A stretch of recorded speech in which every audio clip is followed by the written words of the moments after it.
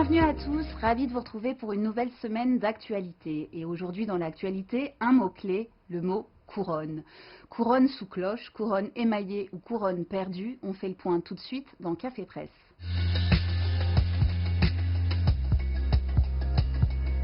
Un vent de panique souffle sur la couronne, placée sous cloche depuis ce week-end suite à l'expansion d'une souche mutante du coronavirus qui semble se transmettre encore plus facilement que les versions connues jusque-là. La presse fait le point sur cette information assez inquiétante pour que les voisins européens du Royaume-Uni décident de suspendre les liaisons maritimes, aériennes et ferroviaires avec le pays. Isolé dans la résidence de la Lanterne à quelques kilomètres de Paris, Emmanuel Macron a convoqué dimanche un conseil de défense sanitaire extraordinaire qu'il a présidé par visioconférence.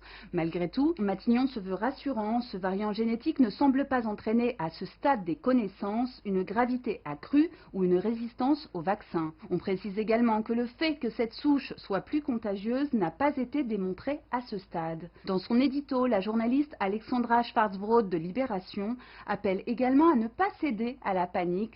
S'il le faut, les vaccins anti-Covid seront réajustés, comme le sont chaque année les vaccins anti-grippe. À l'heure où la campagne de vaccination est sur le point de commencer partout en Europe, elle invite également le gouvernement à faire preuve de pédagogie.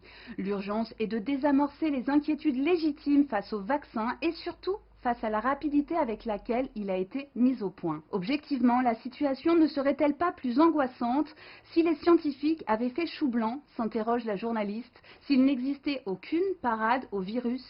Et la journaliste de conclure, résolument optimiste, on y croit.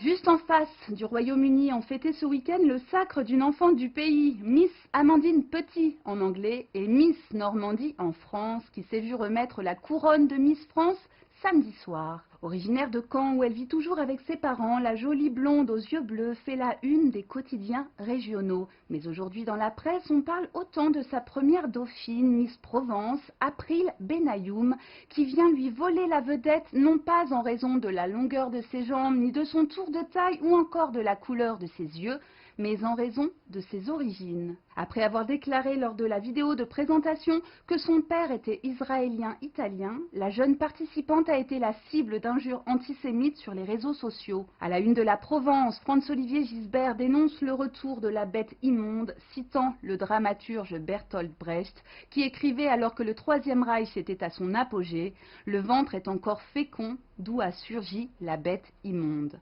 Des mots forts à la hauteur de la gravité des attaques qui ont été dénoncées par l'ensemble de la classe politique, de Renaud Muselier, président de la région PACA, à Clémentine Autain de la France Insoumise. Gérald Darmanin a assuré que les services de police et de gendarmerie étaient mobilisés pour punir les auteurs de ces insultes. Son collègue Éric Dupond-Moretti a adressé un message aux coupables que ceux qui y voient l'opportunité de déverser leur haine antisémite sachent que la justice leur fera ouvrir les yeux. Pour son 100e anniversaire, la couronne est donc à nouveau émaillée par le racisme.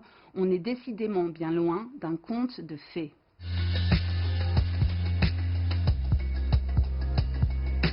Elles ont perdu leur couronne dimanche soir au Danemark. Les handballeuses françaises se sont inclinées face aux reines de Norvège alors qu'elles disputaient la finale du championnat d'Europe.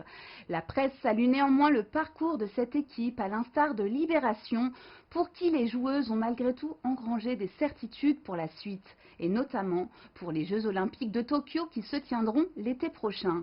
Cléopâtre Darleux, gardienne des Bleus, confie au journal L'Équipe « On préfère gagner la médaille d'or aux Jeux qu'à l'Euro, même si on aurait préféré gagner les deux, évidemment. Mais on a une énorme marge de progression, les Norvégiennes un peu moins, je pense. On regrette qu'au-delà du titre et de leur couronne, elles se soient également fait voler la une de l'Équipe ou celle d'aujourd'hui en France par les joueurs de PSG Lille. On imagine mal la défaite d'une équipe masculine en finale d'un championnat majeur, reléguée au profit du résultat d'un match nul et sans enjeu d'une équipe de foot féminine. Dans le traitement du sport féminin, la marge de progression est également énorme.